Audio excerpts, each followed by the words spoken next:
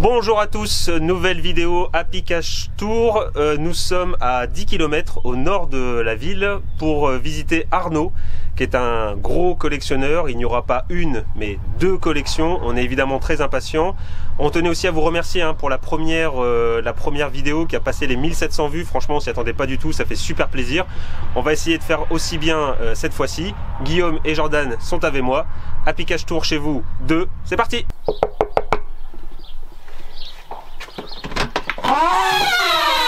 Salut Arnaud! Salut l'équipe Happy Cash Tour! On peut rentrer? Allez-y, allez-y! Bienvenue à la maison! Bah, merci à toi de nous accueillir. On a un temps idéal aujourd'hui. Oui, mais en bon geek que nous sommes, on va pas profiter du soleil du tout, ni de la piscine d'ailleurs. Ça sera pour après peut-être. Ça sera pour après. Voilà, c'est très beau chez toi Arnaud. Bah, c'est gentil. On va directement aller dans ton antre, dans ton repère. C'est la caverne. Dans ta collection. Hop, allez-y, je vous en prie. Entrez. Ah oui. Oh là là. Bon, en fait, ah oui, il y en a partout. Donc on rentre sur les BD. Ouais, je suis amateur de bande dessinée aussi. Avec le fauteuil qui va bien pour s'installer, pour bouquiner tranquille. Pour bouquiner tranquille, tout à fait. Des consoles, des vitrines, le billard. Oh là là. Là, on sent quand même les soirées entre potes. C'est un peu ça. Ouais. C'est un petit peu ça. Oh ouais, c'est impressionnant. La télé. Voilà, le bon vieux tube cathodique. Avec évidemment la Super Nintendo. Ça, voilà, ça c'est un signe qui trompe pas. Quand vous rentrez, s'il y a une Super Nintendo branchée, c'est que vous êtes au bon endroit. Voilà, vous avez une... je dis ça en toute objectivité. On le sent Thomas. Oh là là, non, là je vais tout de suite, non je peux pas tout de suite aller vers cette vitrine parce que sinon ça va être... Alors Arnaud, tu collectionnes depuis quand exactement? Alors donc moi je suis un gamer depuis l'âge de 7 ans. D'accord. J'ai eu 46 ans cette année. Et donc je collectionne depuis plusieurs années maintenant. Donc alors le cheminement a été que à l'époque quand on était enfant, quand on avait notre première console, il fallait vendre cette console pour en avoir une autre. Voilà, c'est vrai qu'on faisait ça. C'était le système D entre guillemets pour que les parents aient pas trop remettre derrière et qu'on arrive à les soudoyer pour mettre la différence pour avoir la nouvelle console, tu vois. Et puis il y a plusieurs années de ça, moi qui suis quand même un nostalgique, puisque en fait tout ce qui est présent ici en termes de console de jeux vidéo, il y a un souvenir en fait attaché. À chaque console en fait. À chaque console et à différents jeux en fait. C'est vrai qu'il y a beaucoup de nostalgie dans voilà, les... C'est un peu la Madeleine de Proust, quand on sort un jeu, on retombe complètement... Complètement, moi ça m'en donne des frissons tu vois, parce que ça me rappelle des souvenirs. Et donc il y a plusieurs années de ça, j'ai pris la décision, parce qu'il faut avoir le temps, il faut avoir aussi un peu d'argent, parce que c'est un coût quand même. Et la place. Et la place. Et donc j'ai décidé de partir en quête de toutes les consoles en fait que j'ai connues quand j'étais gamin, et quelques-unes qui m'ont fait fantasmer et que je n'avais jamais réussi à avoir. Donc ça a pris du temps parce que j'y ai passé des semaines et des mois entiers à chercher, à chiner en France et à l'étranger. Et voilà. Et alors c'est aussi une excitation parce que chercher, prendre du temps, des mois, des semaines, et à enfin arriver à trouver l'objet que tu cherches. C'est un pur bonheur en fait quoi.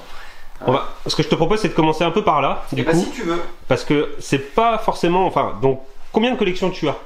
Parce que tu collectionnes les jeux vidéo, là on vient de découvrir que les bandes dessinées, t'en as quand même il y en a pas loin de 1000 en fait. Ah oui, donc c'est quand même assez significatif en effet. Voilà, donc il y a environ 1000 bandes dessinées, donc de tout genre. Ouais, on voit de l'européenne. Ouais, il y a l'américaine, il y a beaucoup d'européennes, beaucoup de françaises, parce que je trouve que Star Wars. Les dessinateurs français sont quand même assez doués.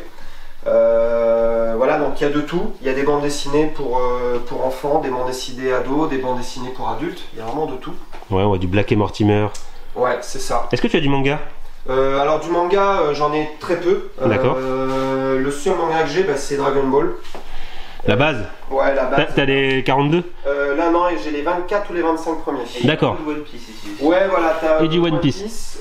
Et puis je dois en avoir 2-3 là qui l'ont, mais c'est vraiment de la bande dessinée.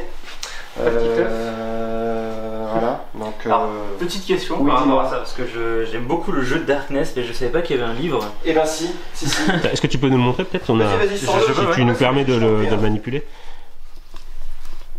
Ah, on l'a rentré au magasin ça. Ouais, ça, On les a rentrés quelques fois chez Delcourt, ouais. Je n'avais aucune idée que le comics existait.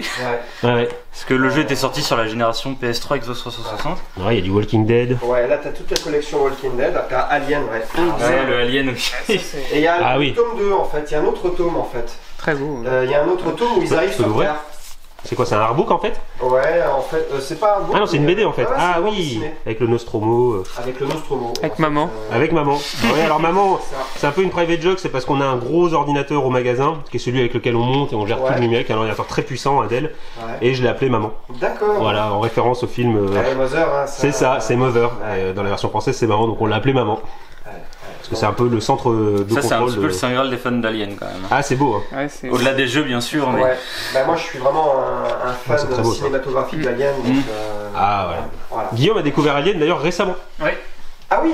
Ouais. parce que c'est... Parce qu'on lui en parlait et puis il avait pas la rêve pour maman, donc on s'est dit c'est pas normal qu'il ait pas la rêve pour maman. Donc il a regardé quand même. Eh ben, ça doit être un film qui a. Un film pour le premier tome qui a plus de 40 ans et, Et il a pas du tout vieilli. et il a pas vieilli. C'est En fait, incroyable. C'est un film qui fait toujours autant, qui provoque toujours autant de frayeur, de stress. Voilà, Mais ils ont c'est- su travailler. Parce que les effets spéciaux analogiques Ouais. quand même vieillissent pas et quand c'est bien fait, les Ah, décors tout à restent fait. absolument incroyables, même la créature est. C'est Ridley Scott. Ah, Guillaume m'a envoyé un message, il m'a dit la scène de la créature quand Ah elle ouais, sort, ah c'est oui, quand même c'est- encore c'est aujourd'hui, c'est. clairement la Le meilleure très scène. gros avantage d'Alien quand même, c'est que beaucoup de séquences étaient tournées dans un noir assez. Oui. Voilà. Ah, c'est sombre. Par rapport Exactement. à- on imagine par exemple The Ouais. Thing qui a assez mal vieilli parce que justement Oui. beaucoup de ces scènes étaient dans une Très grande lumineux lumière. parce que c'était là. Ouais. Et là, tu vois que les effets spéciaux. Quelques figurines aussi. Voilà, ouais. Donc, je Ah, peux pas elle est m'attaquer à magnifique. tout, mais quelques. Ouais, celle-ci, figurines. elle est très très belle. bouteilles. J'aurais peut-être dû. À l'époque, on aurait pu l'avoir au magasin. Celle-ci, je l'avais pas commandée. Je pense Juste que. le petit magnum. Ouais. Ouais.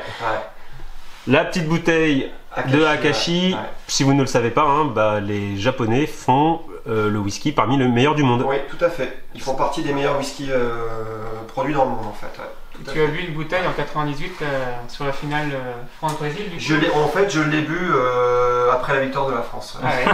Voilà. Tu as vu la bouteille tout Voilà. seul en. Ah, ça se met Ah, bien. non, non, Oh, je plaisante, je plaisante. Alors je pense pas que j'aurais pu le faire. Après, j'aurais pu le faire, mais non, je préfère Ah, être avec les c'est gens Là, des potes. j'avais 1 an.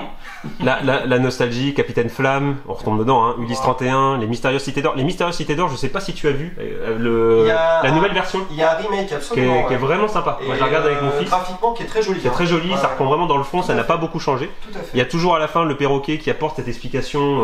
Oui, ça c'était très C'est très ludique pour ça, pédagogique, ouais. exactement. Et je Et, crois qu'ils ont retiré cette partie documentaire qui. Non, non, il est toujours. D'accord. C'est le petit perroquet qui raconte. Ouais, c'était sympa, Mais ça, c'était- beaucoup de dessins animés. Hein. Si tu te Ouais. rappelles les mini-pousses à la fin, tu avais Aussi. Il y avait une petite explication Tout à avec fait. un petit bricolage à faire. Même Ah, Sonic le absolument. faisait. C'est quand même assez cool. Inspecteur Gadget aussi. Oui. Ouais, quelques pop. Voilà, quelques pop. Voilà. Tu collectionnes beaucoup les figurines?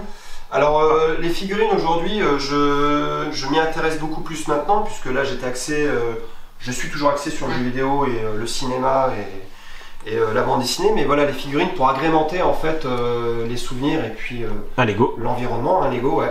Donc un chasseur, Ouais, un Lego affecteur. Lego Star Wars. Voilà, Chasseur tout de à fait. T-Fighter peut-être. Absolument. Le Paris Saint-Germain. Évidemment, qui est Son club préféré. Voilà, c'est ça. Donc, Goku. Et tu supportes qui sinon Je supporte qui sinon voilà, donc une équipe bleu, blanc, rouge.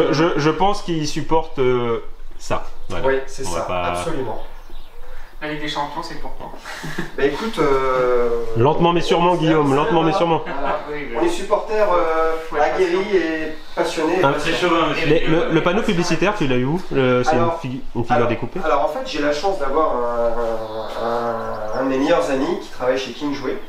Et comme il pratique. sait que je suis un passionné, il a réussi à m'avoir. Parce qu'on a Iron Man dans l'autre coin de la voilà pièce. le panneau Iron Man. Et À côté de la vitrine sacrée que nous allons aller voir après. voilà, tout à fait. Donc, Moi, à chaque fois, j'essaie de les récupérer parce que je connais des gens qui bossent dans les grandes surfaces. Ouais, À l'époque, Leclerc, quand il faisait les trucs Star Wars pour la sortie des films, ouais. ils avaient des grands X-Wing en carton, des Oui, choses comme ça. Ça, c'est génial. Hein. Et mais sauf que ça, c'est très dur à récupérer Ah, parce que bah, naturellement, les salariés se positionnent en Mais ils premier, mettent ce qui est des options. normal en fait. Ils mettent des options. Ouais. Et donc, j'ai jamais réussi, même si je connais du monde, ils me disent non, je peux pas. Enfin, c'est déjà parti C'est quoi. pas évident, hein, mais moi je m'estime chanceux, tu vois, quand tu peux arriver. Mais Ah, c'est génial, ouais, c'est en génial. avoir quelques-unes.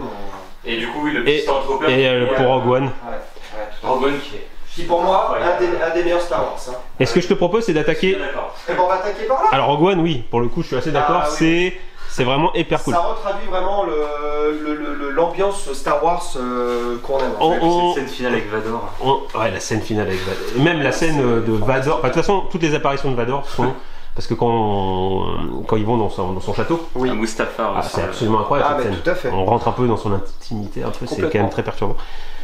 Alors c'est parti pour les jeux vidéo les amis, et je pense qu'on va se régaler parce qu'on attaque tout de suite avec, on va commencer de haut en bas, il y a une Mega Drive Mini tout à fait. Donc que nous recommandons la vraie, parce qu'il y a beaucoup d'adaptables. De repro, mais ça c'est l'officiel en fait. Voilà, sachez qu'au magasin on a actuellement le modèle qui n'est pas du coup l'officiel, mais qui permet d'intégrer les cartouches Mega Drive, ce qui est assez pratique. Et on a un vidéopack Philips C52. Alors raconte-nous un petit peu, ça date de quelle époque? Alors ça c'est fin 70, début 80. Le nouveau Core i9. Ouais d'accord. Et donc c'était une console ordinateur à cartouche. Donc, et aujourd'hui, en fait nos parents ont connu ça. Et en fait c'est une console ordinateur qui se branche avec le fil UHF d'antenne. Comme l'Atari 2600. Il n'y a pas de Péritel évidemment quoi. Comme Atari faisait ça aussi. Mais voilà, donc en fait. Du coup, elle n'est pas compatible avec les nouveaux tuners. Du tout. Il faut avoir un bon vieux cathodique. Il faut que tu aies un vieux tube cathodique et arriver à trouver la source. Parce qu'en fait, les problèmes, c'est que les tuners d'aujourd'hui, si vous ne le savez pas, sont trop sensibles. Oui. Et du coup, il est très difficile. Par exemple, une Atari 2600, on peut pas capter le signal. Alors que sur un cathodique, ça marche. Ou alors sur, moi, j'ai réussi. Non, même sur un vieux LCD, j'avais essayé avec les tout premiers LCD. Oui. Et ça marche pas quand même. Les tuners sont déjà trop sensible. Alors juste pour la petite histoire, le Vidéopack, il faut savoir que comme d'autres consoles qui sont sorties de par le passé, il y a eu plusieurs éditeurs. Il y a eu Radiola, il y a eu Philips et il y en a eu un troisième. Ouais, sachant que Radiola c'était Philips. À un moment donné, ils ont été, à l'époque, ils étaient peut-être pas. Ils étaient ensemble et puis ils se sont séparés. En fait, il y avait 3 ou 4 entités différentes pour des Vidéopacks en fait. D'accord. Voilà. Et juste Jordan, tu voulais ajouter quelque chose peut-être? Oui, c'était que moi le vidéojeu je l'ai connu que très récemment et j'étais assez surpris par la rigidité des boutons QWERTY, qui étaient en fait c'était des espèces de petits boutons cachés sous une espèce de couche plastique. C'est ça. Et quand on appuie dessus, faut forcer un petit peu quoi. Et tout à fait. C'est un peu la rigueur, tu sais, le côté basique et rigueur des consoles de l'époque en fait. Et on passe donc dans la vitrine, on est clairement sur la vitrine Sega. Absolument. Ce que je te propose, c'est de faire simplement de haut en bas avec une de mes consoles préférées. La Saturn. La Sega Saturn. J'ai pas entendu ça souvent. Console préférée pour parler de la Saturn, c'est pas commun. Mais parce que les gens n'y connaissent pas grand chose. Et un petit Panzer Dragoon. Et alors moi j'ai l'autre édition, j'ai celle avec les boutons noirs. En fait. Ah oui, d'accord. Ouais. Et alors ça, c'est là qu'on voit qu'on est vraiment chez un vrai collectionneur, c'est qu'on est un peu comme dans un musée. Vous avez une petite plaque avec l'année de sortie. Je sais pas si ça se voit à la caméra. Donc elle est sortie en 95. Vous aviez le prix en francs, le nombre d'unités vendues, ainsi que la puissance. Donc ça, on voit vraiment, c'est vraiment cool. Hein. Le passionné. D'ailleurs, c'est rigolo. Enfin, entre guillemets, c'est que la Saturn. Il y a deux choses à dire dessus qui sont assez marrantes entre guillemets. C'est que c'est une fausse architecture 32 bits. Oui. C'est complètement, en fait, à l'intérieur, c'est très mal conçu. En fait, une Saturn, c'est plein de petits processeurs 2D pour créer une espèce de fausse 3D. Mais très pénible, c'est la pile de sauvegarde. Ouais. Parce que la mienne, par exemple, quand je joue, la mienne est morte, quoi, et du coup, on peut pas sauvegarder. Mais comme le CMOS, faut que j'aille la changer, quoi. C'est pour ça que tu as la cartouche, justement. Ah oui, le backup memory. Voilà, ça, je l'ai pas. Sauvegarde, en fait. On voit juste là. Pour sauvegarder tes parties. Et deuxième chose très drôle, elle a une durée de vie beaucoup plus courte que la Mega Drive, qui est. C'est-à-dire une durée de vie. En fait, elle a été arrêtée de production. Ah oui, très rapidement. 99, Après, en fait, ce qu'il faut savoir. La Mega Drive en 2001. C'est marqué, tu vois, regarde, t'as 11 ans de. Voilà, oui. La Mega Drive. En fait, ce qu'il faut quand même savoir, c'est que la Sega Saturn, c'est effectivement un échec absolu. C'est financièrement, c'est quand même le début de la fin pour Sega. Ils y ont laissé beaucoup de plumes. Oui, tout à fait. La Dreamcast, malheureusement, n'aura pas arrangé les choses et ils vont lentement mais sûrement. Et puis alors l'arrivée de Sony, clairement. Parce que moi, à l'époque, quand j'achète la Saturn, plutôt quand je me fais offrir la Saturn, parce que j'étais ado et voilà, c'est que j'étais assez convaincu du fait que Sony n'allait pas battre Sega. Tout à fait. Parce qu'ils arrivaient, etc. Et évidemment, c'était bon. On s'est trompé. On s'est un peu trompé parce que l'histoire va prouver que Sony, clairement, c'est voilà, c'est Sony. Et derrière, t'as quand même une belle sélection de jeux. Il y a Panzer Dragoon 1 que je cherche à titre personnel. Tu veux pas le vendre par hasard? Non. D'accord, bon c'est pas grave. Je le garde. Virtua Fighter 2, Rayman, Daytona USA, qui est un des jeux auxquels j'ai le plus joué, je crois. Et le Resident Evil. Resident Evil, ouais. Et d'ailleurs, le premier Resident Evil, je l'ai fait sur Saturn. Moi, je l'ai fait sur GameCube, donc des années plus tard. Excellent sur GameCube. La Mega Drive. Alors là, voilà, moi la Mega Drive, c'est une des consoles vraiment qui m'aura le plus marqué durant ma jeunesse. Donc sorti en 90. Ouais, sorti en 90. Alors moi à l'époque, la première que j'ai eue, c'est pas la Mega Drive française, C'est la Mega Drive japonaise. D'accord. Voilà, donc... et en tu fait, pouvais y jouer, elle était en NTSC du coup? Oui, en fait, elle était compatible avec les jeux français, et surtout la différence, c'est qu'elle a un processeur qui est plus rapide. Ah oui, comme souvent avec les versions japonaises qui sont... Donc du coup, évidemment, les jeux que tu pouvais trouver un petit peu lents chez les copains, sur une Mega Drive française, ben, toi avec la version Jap... Alors moi, à l'époque, j'avais les jeux Jap. Et alors les jaquettes des jeux japonais, ça n'a rien à voir avec les jaquettes français. Et puis l'accès aux 60 Hz. Ouais, c'est 60 Hz. Et derrière, c'est pareil, il y a une collection. Enfin, moi, très grand choix de jeu, quand même. J'ai quand même une impression, c'est que dans ta stratégie de collectionneur, si je peux me permettre, oui. C'est que la qualité prime sur la quantité. Hein. Ah, moi, c'est ça. L'idée, c'est pas d'accumuler du jeu chez toi, c'est d'avoir des titres qui te parlent. Et c'est pas du volume pour du volume, en fait. Ouais. C'est pas ça. Là, on voit, parce qu'on voit vraiment Altered Best, Space Harrier 2, oui. Et on se rend compte que c'est Aladdin. Beaucoup de choix personnels. Hein. Dites-nous d'ailleurs en commentaire, parce qu'on en a marre de ce débat Aladdin, SNES ou Mega Drive. Dites-nous en commentaire, juste. On voudrait bien avoir votre avis, parce que voilà. Bah, moi, j'ai les deux, mais Mega Drive, écoute, moi, ça me va très bien. Hein. Street of Rage, Fantasy Star. Alors là, Là, tu as dû avoir du mal à les trouver, non? Alors je vais te dire, moi j'ai vraiment galéré pour les trouver, parce que surtout que j'avais fini le 2 et le 3, j'avais pas commencé le 4, et aujourd'hui ça a pris des proportions ouais, je pense que c'est pas des jeux. Splatterhouse qui était, alors ça oui, typiquement, qui était le jeu entre guillemets violent de l'époque, oui, avant Mortal Kombat du coup. Tout à fait. Où les bonhommes explosaient en rouge au Japon et en vert chez nous. Absolument. C'est très drôle. Alors il y a un jeu aussi, je sais pas si vous le connaissez, qui moi aussi est un des plus grands jeux de la Mega Drive, c'est Sword of Vermilion. Oui, qui est un jeu de rôle. Un très grand jeu de rôle aventure. Ouais, exactement. Et c'est pareil, je vois que tu as The Story of Thor, oui, qui est un jeu de rôle aussi, vraiment. D'ailleurs, oui, c'est vrai que c'est aussi pour ça que Fantasy Star a un peu explosé, c'est que les RPG, enfin là pour le coup c'est un tactical, mais sur Mega Drive c'était terriblement rare. Oui. Et je me rappelle d'un jeu que j'avais adoré, c'était pas à proprement parler un RPG, mais plus un action RPG, c'était Soleil. Ah, Soleil, ouais, tout à fait, ouais. Il y a Shining Force aussi. Ouais. Shining Force, c'est aussi un tactical. D'ailleurs, tu l'as, ouais? Non, je l'ai pas celui-là. Il y a quand même des bons jeux de rôle hein, sur Mega Drive. Il n'y en avait pas beaucoup, mais ils étaient très bons. Ils étaient très bons. Landstalker aussi, absolument. Il y avait Flashback sur Mega Drive, qu'est-ce que c'était bien. Airzone Gym. Oui. On en a parlé dans une vidéo qu'on a fait sur Facebook avec Jordan, SNES versus Mega Drive. Alors justement, tu vois, pour le côté un peu éducatif, ce qui est intéressant, parce que nous, on y passait des heures à l'époque, et ma mère... Enfin, nos parents essayaient de nous limiter. Et il faut savoir que sur les Fantasy Star, par exemple, ce sont des jeux en version anglaise. Et donc, il fallait avoir le dictionnaire de traduction. Et on apprenait l'anglais comme ça. Est-ce que tu avais l'arabe à côté de toi? Voilà, l'arabe, c'est-à-dire. C'est un dictionnaire très connu. On utilisait à l'époque. Ouais, moi j'avais un dictionnaire, si tu veux, Larousse. Ouais. Ah, bah voilà. Okay. Et j'apprenais l'anglais aussi comme ça. Voilà. On enchaîne avec la Dreamcast. Voilà. Donc, console qui malheureusement. Avec Shenmue qui est juste peut-être qu'il faut juste avoir la Dreamcast pour faire Shenmue, je sais pas ce que ça veut dire. Pour moi la Dreamcast c'est une console sous-exploitée mais qui a été aussi malheureusement mais encore aujourd'hui il y a un éditeur qui s'appelle Pixel Art qui ressort beaucoup de jeux, enfin qui réédite il réédite quelques jeux absolument. J'ai réussi à récupérer à titre personnel un Jet Set Radio sous blister de leur part. Donc là on voit sortie 99, 1690 francs. Ouais. Ça c'était cher quand même. Ah c'était pas donné. Crazy Taxi. Ah oui alors quand même sur les jeux Crazy Taxi, Shenmue, Royal to Rumble. Ouais, Royal to Rumble. Qui est un super jeu de Power Stone. Soul Calibur je crois non? Virtua Tennis non? Bah écoute tu as on va la sortir pour que tu puisses voir. Le Ready to Rumble. Virtua Tennis non?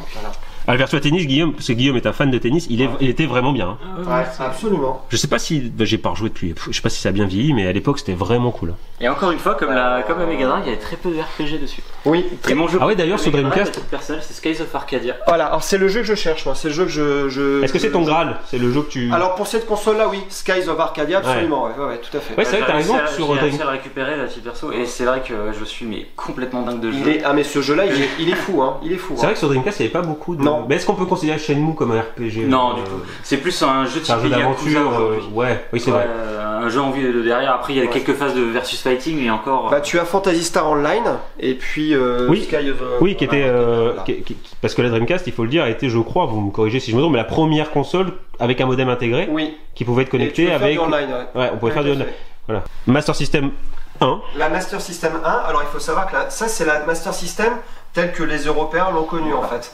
Parce que la genèse de la Master System, c'est ce qu'on appelle la Sega SG-1000, qui est la toute première, qui est dans la même coque, la même forme, mais qui était blanche et bleue. Et en fait, c'était le modèle de DC pour voir un peu ce que ça allait donner. Et ensuite, il y a eu la Sega Mark II et Mark III, oui, exact, oui. qui ont été des évolutions, et la version définitive qui est celle-ci, qui est la Master System. Ça, c'est celle que tu avais quand tu étais petit ou tu l'as racheté? Moi, je l'ai racheté celle-ci. Ouais, je l'ai racheté, ouais. Donc celle-ci, c'est la version qui inclut le X-Kit du coup? Ouais, moi j'ai le pack, parce que j'ai toutes mes consoles, elles sont toutes en boîte. Et c'est la version avec le phaser en fait. Ah oui, voilà. Le phaser qu'on a au magasin, si vous êtes intéressé. Et puis pareil, hein, derrière, pas beaucoup de jeux, mais voilà, des jeux qu'il faut avoir, quoi. Hein. Sonic, on retrouve vraiment on a vraiment des trucs sympas. Pac-Mania. Ouais, mais vas-y, tu peux regarder. Ça c'est Super Tennis, toujours un jeu sur le tennis. Ouais. Bah moi je suis un joueur de tennis, enfin j'étais un joueur de tennis, donc ouais, tout à fait. Voilà. Non, je me permets, hein. Euro Racer. Tennis Ace. Oh, je t'ai abîmé ton. Je t'en prie. Je le remets. Voilà. Et en dessous, le Mega CD et la Mega Drive 2. Voilà. Alors ça c'est terriblement dur de les trouver ensemble. Ouais. Alors en fait, moi si à choisir, l'arcade Power Stick, qui était en fait Sega avait sorti ça pour essayer de dire bon voilà, il y a une autre console qu'on verra tout à l'heure qui avait le SNES Advantage, qui était monstrueuse, hein. Ouais. La SNES Advantage, et elle est lourde, hein. Et elle fait son poids, hein. On en avait parlé dans la vidéo SNES Mega Drive, ouais. Et moi à titre personnel je le déteste. Ouais. Je le trouve complètement injouable. Est-ce que ça c'est Sylphid? Oui. Oh là là là. Et donc Sylphid, ça c'est quoi ça? Solfis, oh là là. C'est quoi le jeu de foot qu'il y a derrière? FIFA. Un petit FIFA. Ah, c'est FIFA. Je connais pas la jaquette, mais c'est quelle année celui-là du coup? FIFA, écoute, ça doit être le FIFA de 95 ou 96. Ah oui, oui. Final Fight CD. Final Fight, ouais. Dune. Qui est génial. Et qui est bon celui-là. Et Roi d'Avenger, oui. Qui est un jeu, en fait c'est un dessin animé, en gros, et vous devez, vous avez des choix à faire, et si vous appuyez en fait. trop tard ou trop tôt, vous perdez. Voilà. Un Final Fight qui était vraiment le Final jeu Fight de CD. combat quand c'est sorti, que tout le monde attendait sur la Super NES, sur la Mega Drive. Et juste pour Dune à l'époque, en fait, moi je l'ai connu sur Amiga 500. Et aujourd'hui, voilà, moi ça fait partie de mon Graal, c'est l'Amiga 500 Commodore. Ah oui, que tu aimerais bien avoir. Et moi je suis juste le temps parce que c'est le Sonic CD qui est mon Sonic préféré personnellement, et que nous en fait on a eu le droit, beaucoup de gens pensent qu'on a eu le droit au Sonic Boom, la musique d'intro en dessin animé.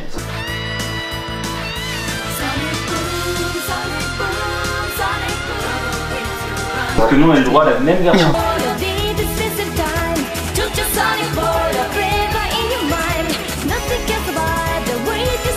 Ils sont sous. Musique assez, ils sont pas déballés. Donc là on a la Jaguar.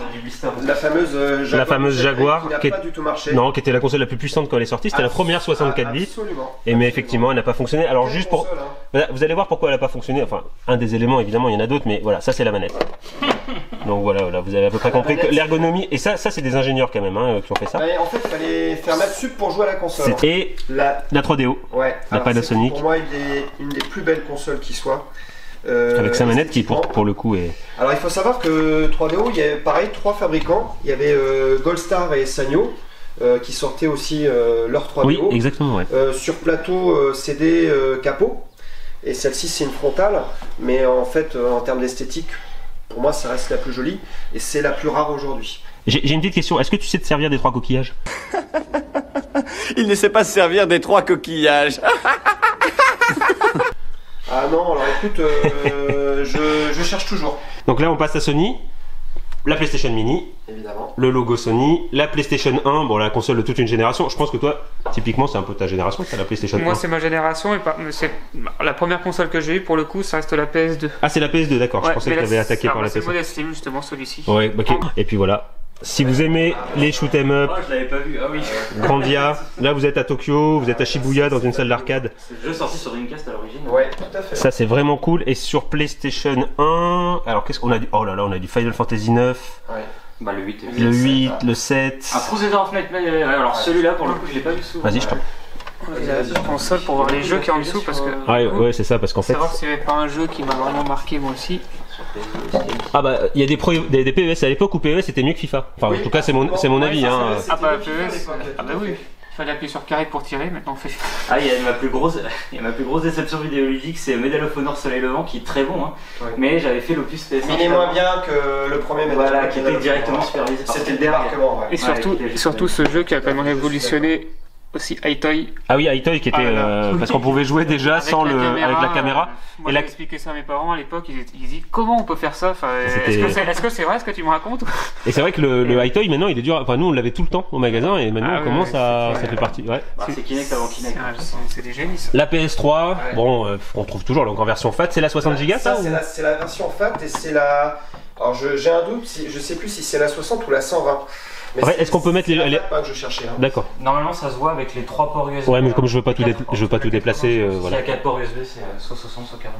Voilà, puis une sélection de jeux cool. Hein, on va passer parce que là, on est quand même dans les choses qu'on trouve. Et puis. Eh oui, Dragon Ball, hein, Vegeta, le petit Vegeta. Voilà. Hop, un petit Stormtrooper, une porte qui mène. Vas-y, je t'en prie. C'est d'autres salles. Ouh, alors là. Ah oui. Bon bah salut. Ah oui, donc là on a une salle. On a effectivement une salle de cinéma dédiée. Ah, la PS5 déjà. Avec une PlayStation 5. C'est ça. Ouais, ce que Arnaud ne sait pas, c'est qu'en fait, on va lui acheter sa PlayStation 5. C'est ça. On a du cabas. Tout à fait. Donc je recommande chaudement. Fabrication française, bretonne, garantie à vie. Garantie à vie. Je peux pas venir avec les chaussures. Ça non, mais tu peux. Hein. Il y a des DVD partout. Ah bah derrière toi aussi, regarde. Et là, voilà. On en parlait tout à l'heure, hein, Jordan en parlait, de Sing. Ouais. Voilà. Et 58 000 pour lui. D'ailleurs, si, ce que je te propose Arnaud, si on a un peu de temps, parce que là le temps tourne, mais on peut venir faire un petit tour de ta collection de DVD. Ah bah bien sûr, je t'en prie. Voilà, on tourne dans la pièce d'à côté. Bon là c'est cool, hein. Franchement c'est le bonheur là ici. Hein. Bon, on va jamais aller bosser après, hein, c'est bon. Le magasin ouvre à 14h. Et là on attaque quand même. Là j'ai besoin de m'asseoir un peu quand même. C'est chaud là. Là c'est chaud. On va commencer par le haut. Donc Neo Geo Mini. Ouais, ça va. Qui est sorti voilà pour le 40e anniversaire. La Choregraph dont je savais même pas qu'elle était éditée en mini. C'est ça. Donc c'était une exclusivité Amazon. Mais bon voilà, aujourd'hui moi j'ai réussi à la trouver d'une autre manière. Donc, Atari Mini. Atari 2600 ouais. D'ailleurs petit aparté, n'hésitez pas à acheter. Franchement, les consoles mini, c'est pas cher, c'est super pratique, ça vous permet de jouer sur vos écrans plats et d'avoir accès à un prix très raisonnable à une ludothèque qui est, voilà, si on parle de Neo Geo, clairement inaccessible. Donc, ouais, franchement, foncez sur les consoles mini. Les vrais collectionneurs, les puristes entre guillemets, sont pas toujours fans. Moi, je pense que c'est un très bon moyen de, de pouvoir jouer très raisonnablement. Ouais. Absolument. Alors, est-ce que tu peux ouvrir la vitrine? Bien sûr. Voilà, je vous ouvre ça. Et là.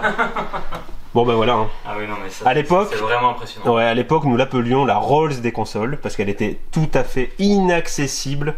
La Neo Geo cartouche, la vraie, l'unique. Franchement, c'est juste fou. C'est juste fou. À noter quand même qu'elle a fait toujours plus de ventes que la Saturn, alors qu'elle coûtait 500 €. En plus, elle est vraiment en bon état. Hein. Ouais, elle est en bon état. La taille, est-ce que tu me permets? Je n'ose pas, non, je touche pas. Mais la taille des boîtes, en fait, la taille des boîtes est proportionnelle au prix. C'est-à-dire que. Vas-y, je t'en prie.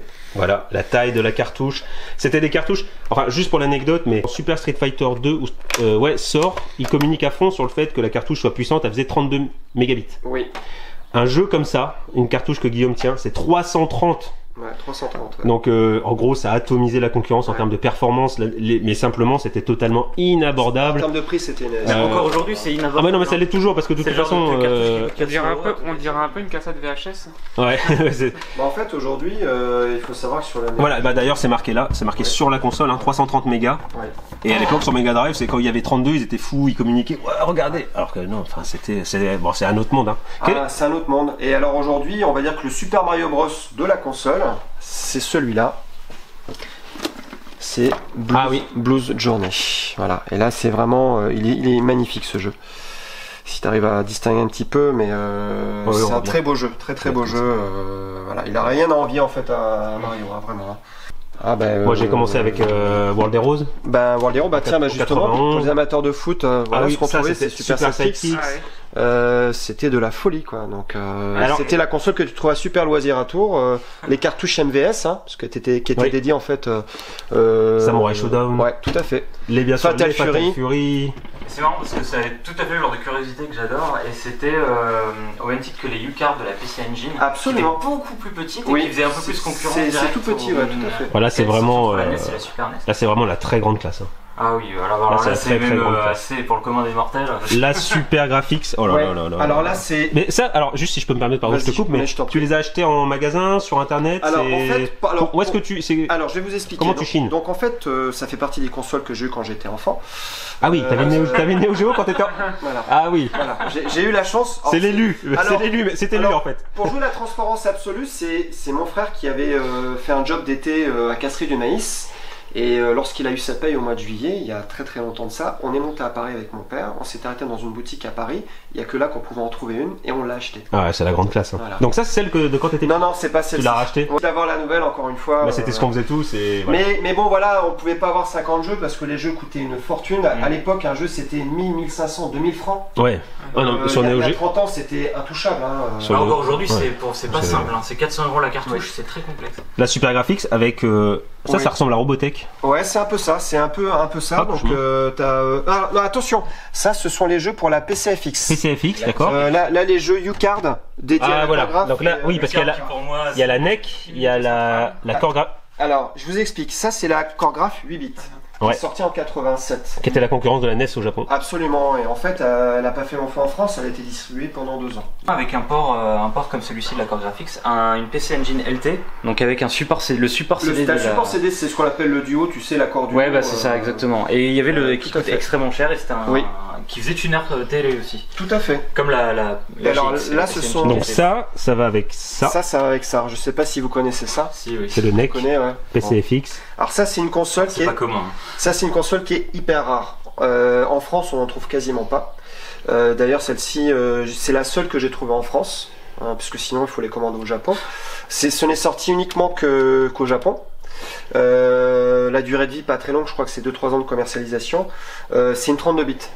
Donc il y a eu la 8 bits de chez NEC. Et c'était en quelle année?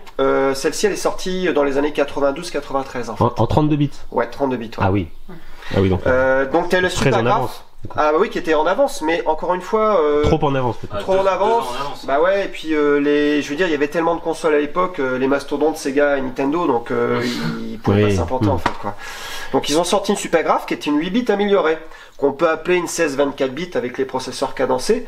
Et ça pour moi c'était le Graal, c'est une des dernières que j'ai reçues. Elle est belle, hein, elle est vraie. Voilà. Et elle vient du Japon. La PCFX, c'est quelque chose, justement si je la connais, c'est pour un truc tout bête, c'est le port manette de la PCFX. Qui est un petit smiley. Voilà, c'est juste ça. Ouais. Et alors c'est une CD hein.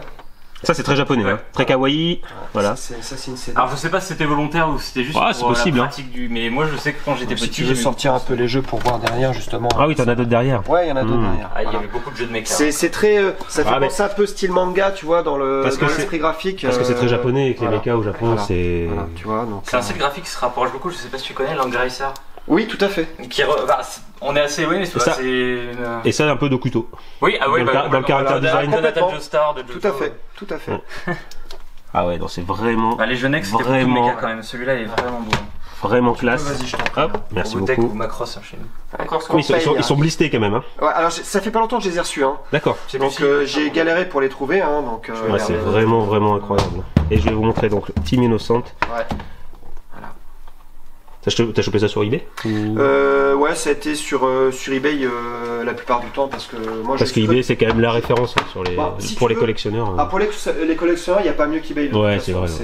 Enfin, voilà. Et puis c'est des transactions quand même assez sécurisées. Hyper clean. Moi, j'ai jamais eu une mauvaise surprise. Ah oui, voilà la notice, le petit. Oui, tout à fait. Le petit texte en japonais. Oui. Mecha.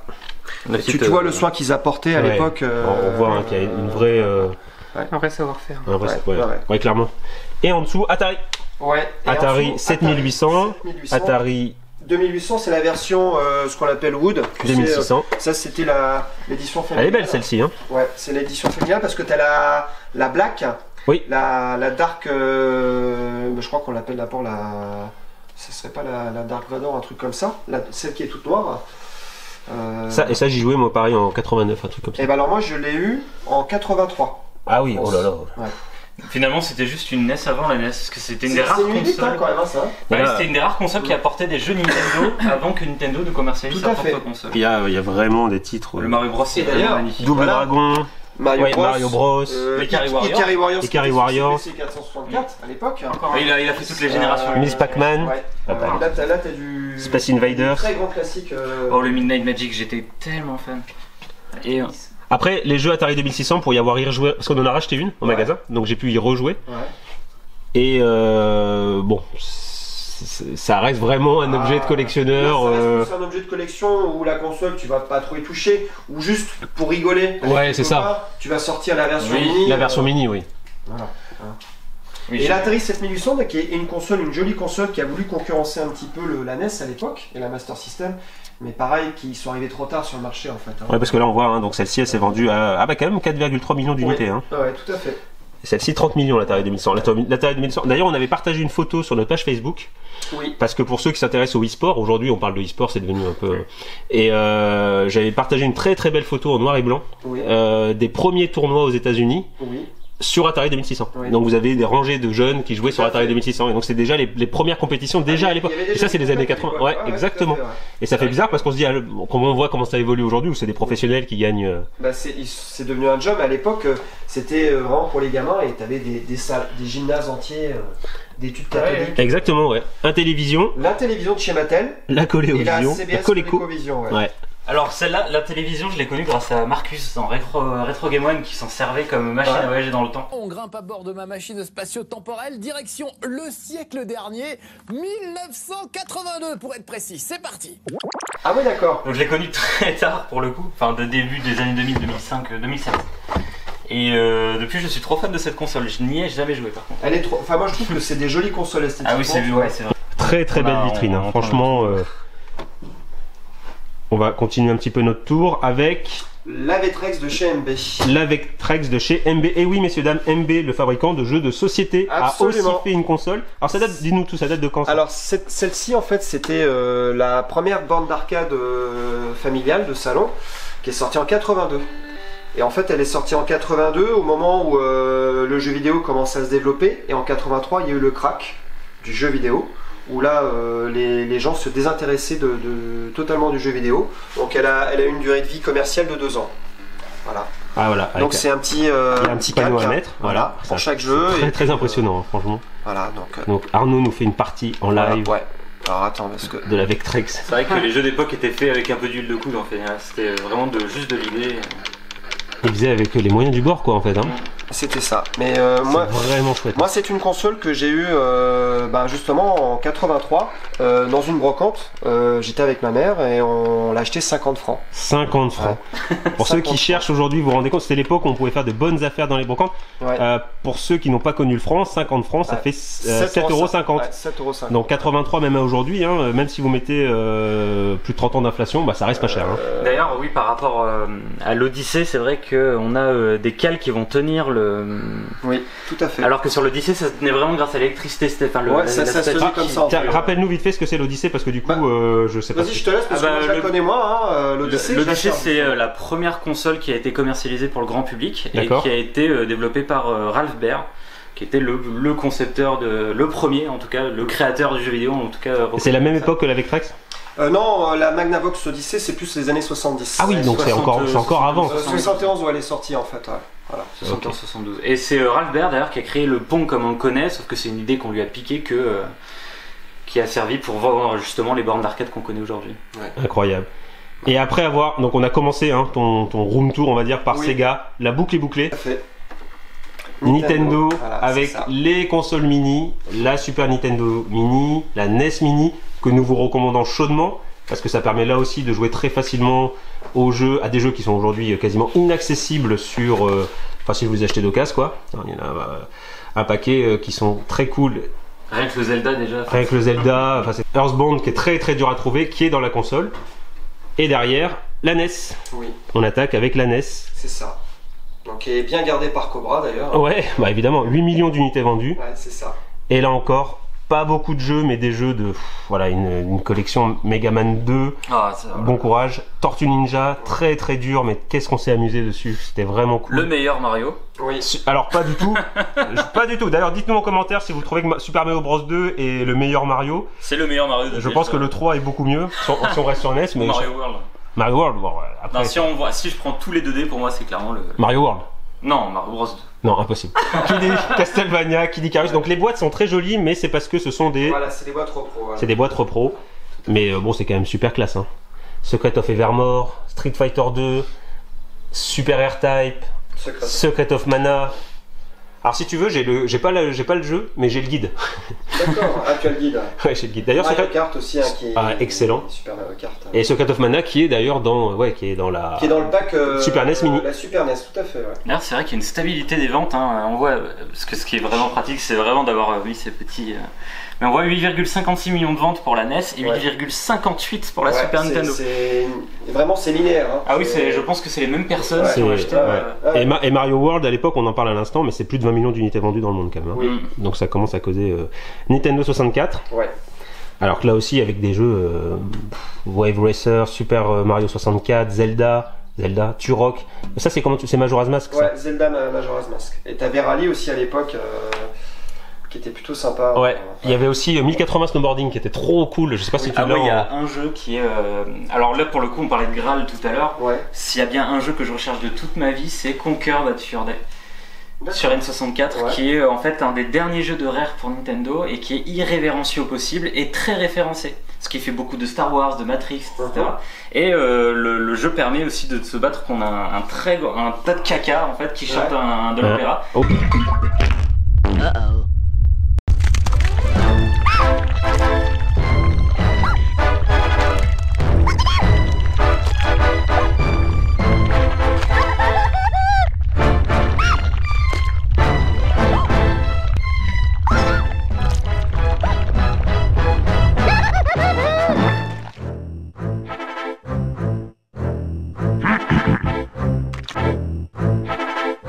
Me. I am the great mighty Pooh, and I'm going to throw my shit at you. A huge supply of tish comes from my chocolate starfish.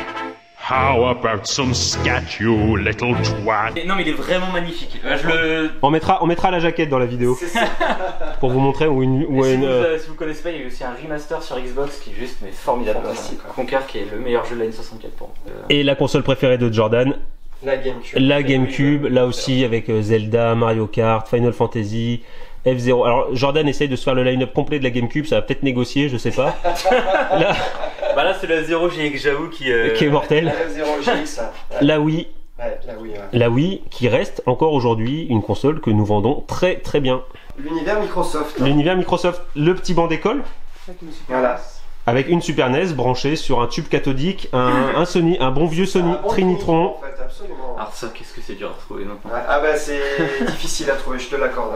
Donc le petit Grandizer. Ouais, ça c'est très très cool. Et pour terminer les amis, la vitrine Microsoft. Hop. Avec la Xbox, première génération. Donc là, pour souligner, Star Wars Knights of the Republic, celui-ci, un jeu que j'ai tellement eu de difficultés à trouver que j'ai trouvé à Pikachu Tour. Exactement. Voilà. Si vous n'hésitez jamais à... Merci pour le petit coup de à Pikachu Tour, voilà évidemment. Meilleur magasin. Absolument. Xbox 360, édition Call of Duty. C'est l'édition Call of Duty, ouais. Avec un Mass Effect. Tout à fait. D'ailleurs, nous avons rentré Mass Effect sur Xbox One, et Série X au magasin, donc la nouvelle version. Une Microsoft Xbox 360 blanche slim. C'est le magnifique Blue Dragon. Ouais. Ah non, il est où Blue Dragon? Blue Dragon, ouais, tout à fait. Sous Battlefield. Ouais. Alors voilà, je suis très grand fan de Toriyama dans le jeu vidéo. Chrono Trigger est mon jeu préféré. Je me permets. Hein. Vas-y, je t'en prie. J'arrive. Je l'ai vu, mais. Voilà, on retrouve le caractère design en effet de Toriyama. Et il est mignon tout plein ce jeu. Ah oui, mais il y en a eu un autre plus sur DS de mémoire. Ouais. Un peu moins réussi, mais. Une petite figurine de Lara. Absolument de Lara. Alors Dead Space qui pour moi est dans les plus grands survival horror. Hein. Ah oui. Ça c'est un jeu quand tu ne l'as jamais fait, que j'y ai joué pour la première fois, Alors ça dans ta salle. Ça dans ta salle de cinéma à côté là, ça doit être cool. Ah c'est quelque chose. Dans le noir, ça doit être sympa. Noir, c'est... Il est sorti à peu près à la même période que Left 4 Dead de mémoire, non? Peut-être, je vais pas m'avancer, peut-être. On va vérifier, on vérifiera. Faut regarder, ouais. Et puis pour terminer, là la boucle est vraiment bouclée. Ouais. parce que c'est ma toute première console, l'Amstrad GX 4000 que mes parents avaient acheté pour la famille à sa sortie en fait. Ouais, c'est ça. Donc en 1990. Oui, tout à fait. Qui a un design de vaisseau spatial. Qui a un design de vaisseau spatial avec des jeux qui étaient des jeux de licence Batman, Robocop, c'est quoi, Switchblade. Ouais, Switchblade. Ouais. Et les jeux étaient vraiment sympas. Ça, c'est une console moi que j'aimais beaucoup. Et Burning Ramber qui était vendu avec. Oui, tout à fait. D'ailleurs, c'est grâce à toi que je la connais cette console. J'en avais absolument. Tennis Cup 2 que le jouait. En fait, on jouait à ça avec mes parents. On jouait à Tennis Cup 2 en famille. C'était vraiment cool. Et on jouait à Panza Kickboxing aussi. Ouais. Panza Kickboxing, qui est un jeu qui était sorti à l'époque sur les Amiga 500, les Attention au Blue Dragon qui est resté. Oui, qui était fabuleux. On va pas le ramener le Blue Dragon. Je vais le mettre là. Oui, voilà. On a tout cassé. Bon. Que dire de plus? Je pense qu'on a fait le tour. Là, magnifique, on a fait le tour. Magnifique collection. Bah merci. Bah non, mais moi, merci pour ce moment. Accueillir pour découvrir un petit peu tout ça. Hein. Ah, on est bouche bée franchement là, c'est vraiment impressionnant. Et puis alors c'est très bien rangé. Il y a un côté musée. On voit vraiment la sélection, encore une fois, la qualité prime sur la quantité. Arnaud, c'est pas un accumulateur, c'est pas quelqu'un qui va chercher à avoir tous les jeux, mais ça doit lui parler. Et ça, c'est ce que nous on aime beaucoup en tant que collectionneur, c'est que chaque jeu a une histoire, nous rappelle un moment de notre jeunesse. C'est un peu ça, les consoles, un certain nombre de jeux ont des histoires justement, des faits de vie marqués, gravés, jamais. Et si tu avais une console du coup à choisir parmi... Alors si j'avais une console à choisir aujourd'hui, vraiment la console je pense qui m'aura le plus marqué sur tous les souvenirs accumulés, je pense que ce sera la Mega Drive. Merci beaucoup Arnaud. Mais non mais c'était un grand plaisir. Que ce soit les jeux vidéo, les DVD, les bandes dessinées, c'est un vrai passionné, comme nous en fait. On va aller se baigner maintenant. On va aller se baigner, ça fait tellement, ça fait vraiment plaisir.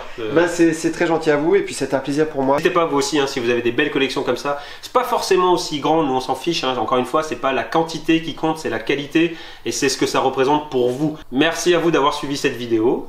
À très bientôt pour une vidéo qui marchera, j'espère, aussi bien. Salut les amis. Salut.